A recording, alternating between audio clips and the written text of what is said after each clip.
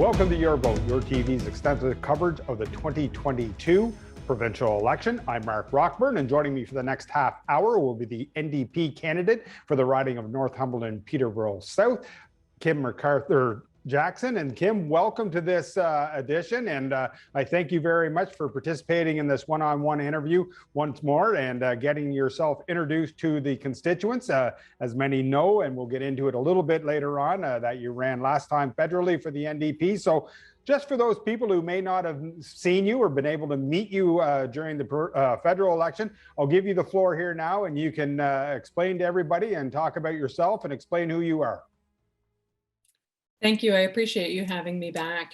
And it's going to be a very, very different election this time, I think, just because we will be able to get out and talk to people a lot more than we were able to in the fall. And I think that will that'll be really nice. I am, as you've said, I've lived in the Northumberland area for over 30 years now, primarily in Cobourg, but now I'm up in Campbellford. And I have 5 children, ranging in age from 9 to 27. The older 2 are currently proceeding with their post-secondary education, just finishing up. And the younger ones are still, of course, in school. And basically the main reason that I wanted to run is that I found over the last, especially 5 to 10 years, I think, I found myself getting very frustrated and concerned about the direction that politics was going in, the direction that, you know, society as a whole, as kind of cheesy as that sounds, you know, that we don't seem to be as committed to making sure that, you know, we have equitable lives. And that to me is very concerning. I mean, I'm raising 5 children, and what kind of a future do I want to see them have? What kind of an environment do I want them to be able to live in? And I've always voted NDP, you know, right from the get-go. NDP has always aligned most closely with my values. And those values are basically being equitable, making sure that, you know, everybody has the same chances, the same opportunities, and, you know, helping people when they need it, whether it's through healthcare, whether it's through education, whether it's through housing. We need to make sure that, you know, our fellow residents are being taken care of. And I think that's probably the primary concern of the NDP as a whole. As we stated, Kim, you ran last time federally against MP Philip Lawrence, and talk about what you learned during that campaign that you could bring to this campaign, because the last time that was your first time running in an election of any sort, if I do remember correctly. And if I'm not, please do correct me if I am wrong. But what can you bring from that, and what did you learn, you know, that you can bring to this provincial election? I think one of the biggest things that I learned from the previous election is how important it is to be able to get out and talk to voters, talk to families, talk to small business owners, and get a really good feel for where they feel the needs are. You know, especially over the last couple of years, as we've been dealing with such a unique situation with COVID. And, you know, small businesses were really hurt by that. It was really difficult for a lot of them to keep going if they were able to at all. On an individual basis, you know, a lot of people were either laid off, or they had to, you know, potentially quit or take a leave of absence because their children couldn't go to school. It was such a unique experience. And we have to make sure that, you know, above and beyond all of the politics of politics, for lack of a better term, it's so important to make sure that we're talking to people and that we know what is needed and that we're addressing those needs. You know, it's not just about winning, it's about making sure that people's needs are being met. And the only way you can do that is by talking to people. And I know that you didn't get to do that very much in the last election. And I know you did get to speak, but certainly not that one-on-one with just the fact of where we were during the pandemic at that time. So what's been the response from your family this time around? And when you talk to them about running once again in another election? Well, with the younger ones, the reaction was kind of, again? Like, didn't we just do this not that long ago? So we had a good chat about the difference between federal and provincial elections. I think my partner was probably the least surprised person on earth. I think he had a feeling that it was going to be coming because he knows me. He knows how worried I am about things. He knows how I always want to make a difference and try and help where I can. And so they're excited, and I'm excited to actually have an opportunity to get to talk to more people this time, and just learn more about. We have such a huge riding with such a wide variety of people and circumstances, and that's something that I really want to make sure that I'm able to do this time around. Talk to us about how your experience was last time. Was it enjoyable?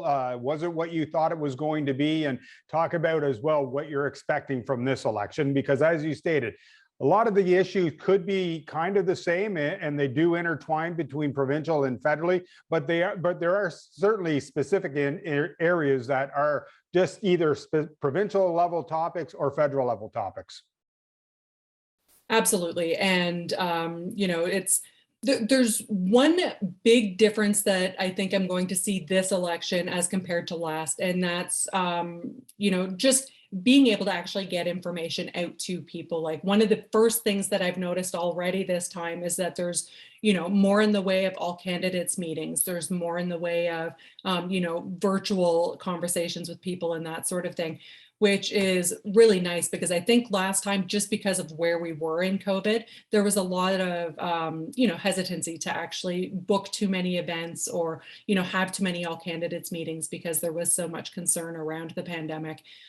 So this time, I think it's going to be much better for the voters because they're going to be able to see the actual candidates so much more, talk to them so much more, and get a really good feel for, exactly what each candidate stands for. And I think there is a big difference too between the federal and this election, in that at the time of the federal election, I think there was a lot of, I don't want to say anger, there was a lot of irritation at the fact that we were having an election at that time. Whereas this election, I mean, we knew it was coming. It's been, something that people have been talking about for quite some time. So, there's not that irritation. And of course, like you said too, a lot of the issues do overlap, but a lot of them are very province specific. So, when you're talking about healthcare, when you're talking about education, those are things that are very provincial inherently, and as we've seen over the last couple of years, really need to be addressed. You're a mom who had kids, as you stated, both at post-secondary education level and at the elementary school level. What's it been like for you and your kids over the past 2 years? The starting, stopping, now we've had somewhat of a steadiness here for education. What did you see on the outside looking in as a parent who got firsthand knowledge of what it was like to have kids in that situation? It was definitely difficult. An additional factor with my youngest three kids, they're aged from 9 to 15. And with those three, all three of them are also on the autism spectrum. So they typically have some additional assistance when they're in school to make sure that, their needs are accommodated for. They have, even between the three of them, each of them have such unique ways of looking at things, unique learning styles, and that sort of thing. And when they're in school, that's something that, the schools do typically try very hard to work with them on those things. But when they weren't able to go to school, when we were doing things virtually, it was so difficult, especially for the younger two. My 15-year-old, that was a bit of a different story because they had that opportunity to, kind of get so many more years of experience behind them. And they were more familiar with like using a computer for meetings and that sort of thing anyway. But with the younger two, it was so difficult for them, being taken out of that social structure, not having that regular schedule that they could count on and know exactly what was going to happen when. And of course, not having that additional help in the school that they would normally have. It was, and the teachers did everything they could. They were such heroes through that whole thing, considering, they didn't really have an opportunity to be able to plan well in advance for it. But it definitely was a difficult situation for a lot of kids. And I think especially kids who do have any kind of learning disabilities, neurodivergence, any other kinds of disabilities. We definitely saw the effect it had on them. So rate the Ontario government's response in this, specifically the education file response on this, and how you thought they did. It's difficult because there's a part of me that really wants to give the benefit of the doubt. It was such a unique situation. It was so difficult going into it. But at the same time, we had, the science and the medical experience to be able to tell us what steps we had to take to make sure that we were doing things in the proper ways and, prioritizing everybody's health and safety. And I don't feel like we did that. Teachers should have been at the front of the line when it came to, obtaining personal protective equipment, when it came to being vaccinated, making sure that the schools themselves were safe, that they had the proper filtration, that they had the appropriate cleaning processes and that sort of thing. It could have been handled so much better. And I feel like so much of the way it was handled was just kind of more of a response to, how people were responding and less responding to what the science and what the medical experts were telling us. And that's not a risk we can take with our children, and we should not have been taking that risk with our children.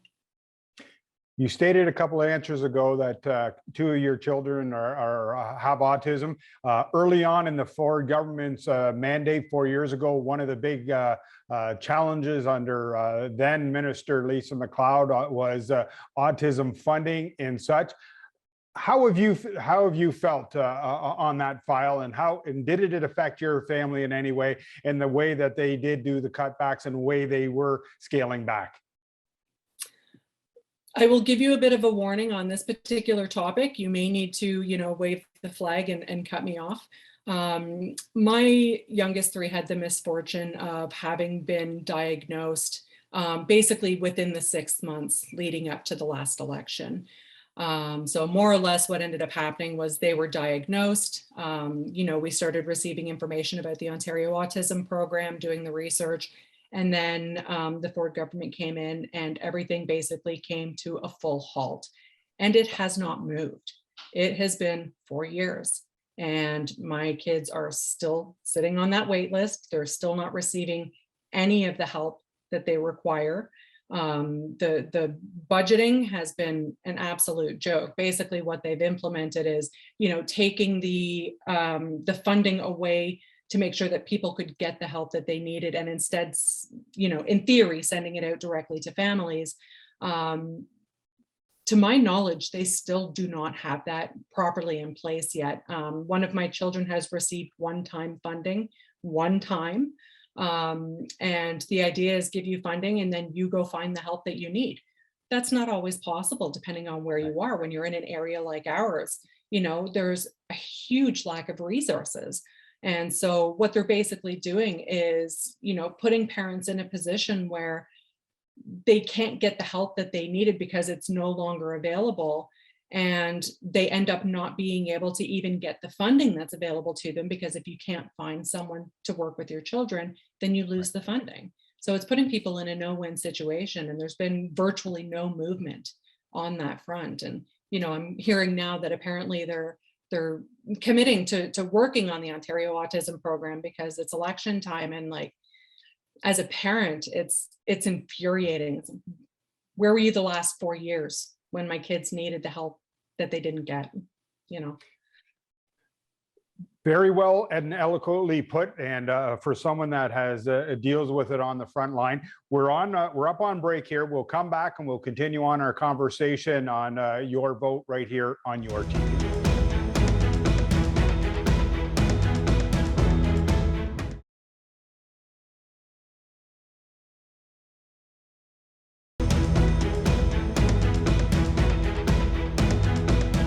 Welcome back to Your Vote. I'm Mark Rockburn. This is Your TV's extensive coverage of the 2022 provincial election. And joining me for this half hour is the NDP candidate for the riding of Northumberland Peterborough South, Kim McArthur Jackson. And Kim, right before break, we talked about the autism file and how it has affected you personally and your family with your children.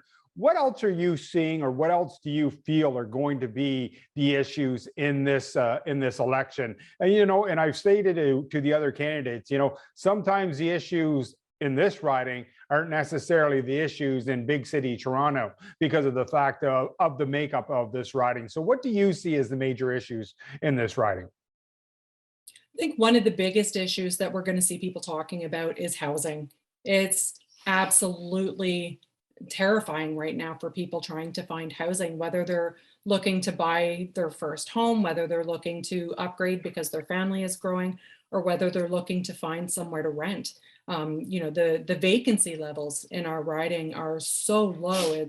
I see people panicking all the time when they're trying to find somewhere to live, and either they can't find anything at all, or if they do find something that's available, they're up against potentially hundreds of other people for the same property.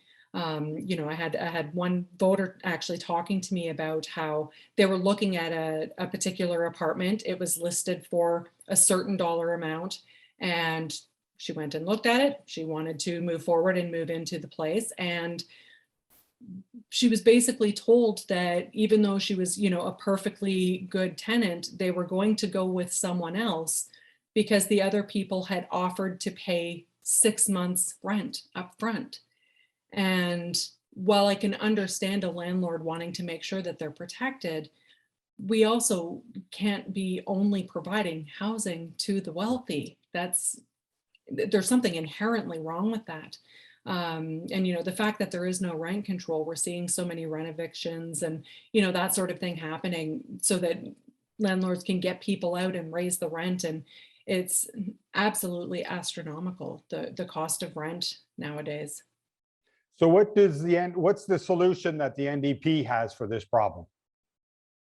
We have a few things that we want to put into place. One of the big things is, going back to rent control. Landlords should not be able to have tenants move out and then the next ones move in and the rent has doubled.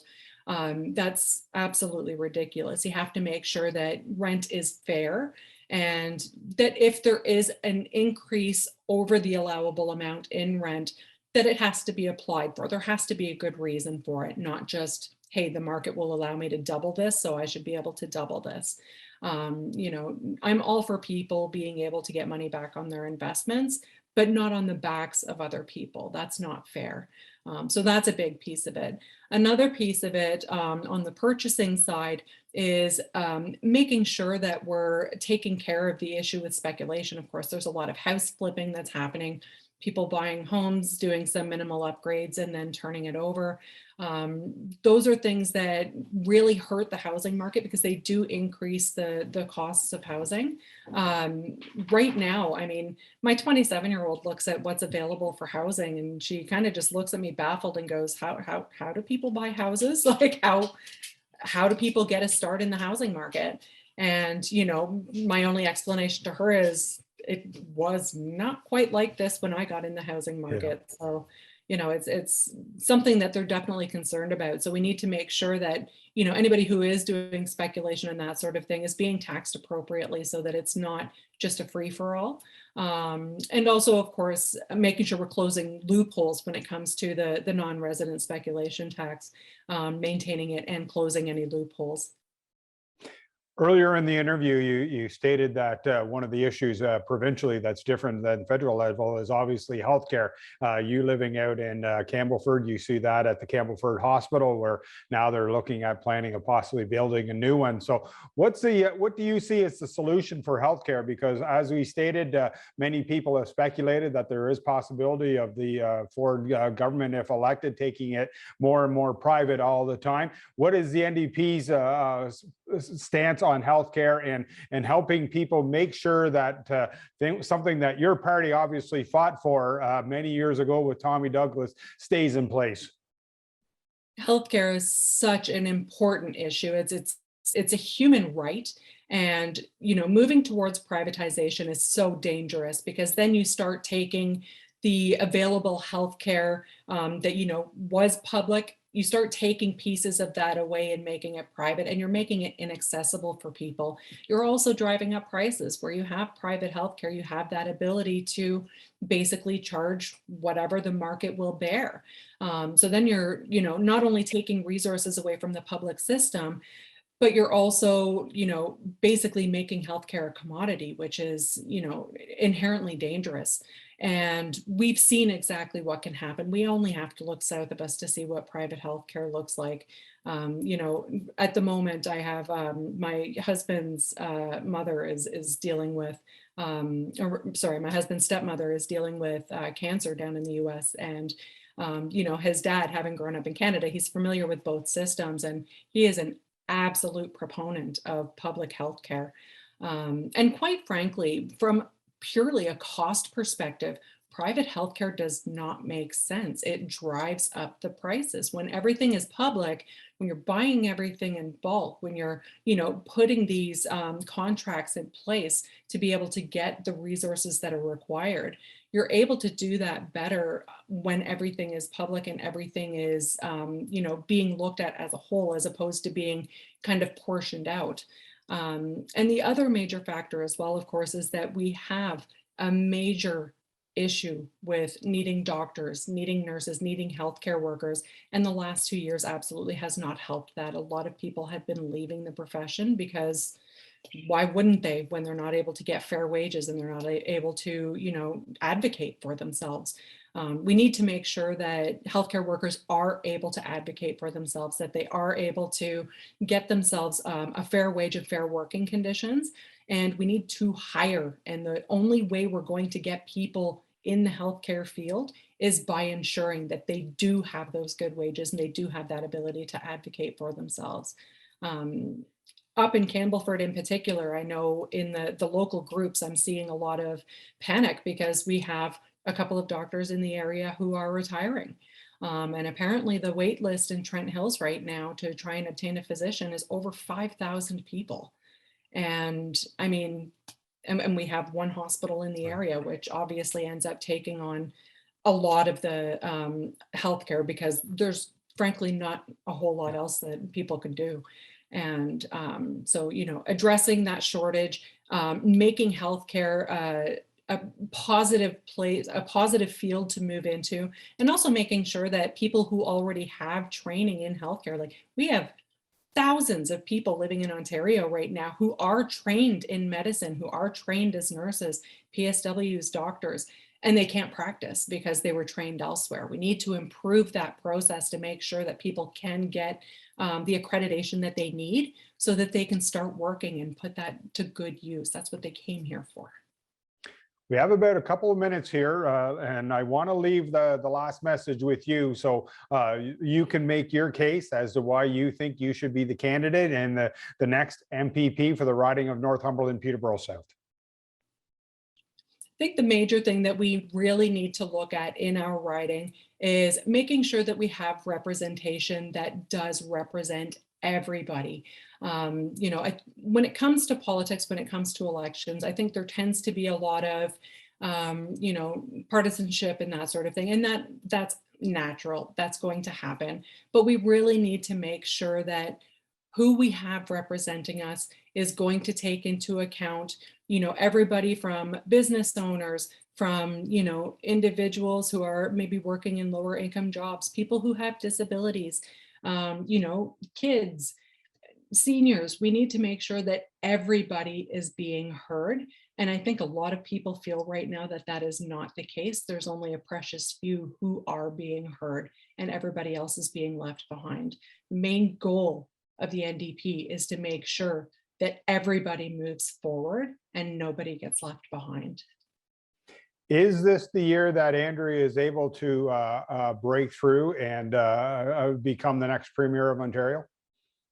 I have every faith. We've gone through a rough 4 years and people are ready for a change. Absolutely ready for a change.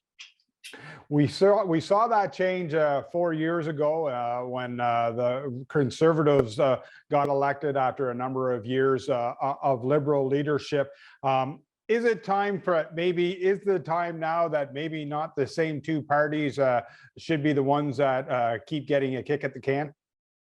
I think that's what we're seeing a lot is people tend to go with what they know. And it's hard because you want to make sure that you are being represented and that your needs are being met. But we've seen what going back and forth, red, blue, red, blue, red, blue. It's not getting us anywhere. It's not getting us ahead. And I do really think we need to see a change in order to see change happen in our province.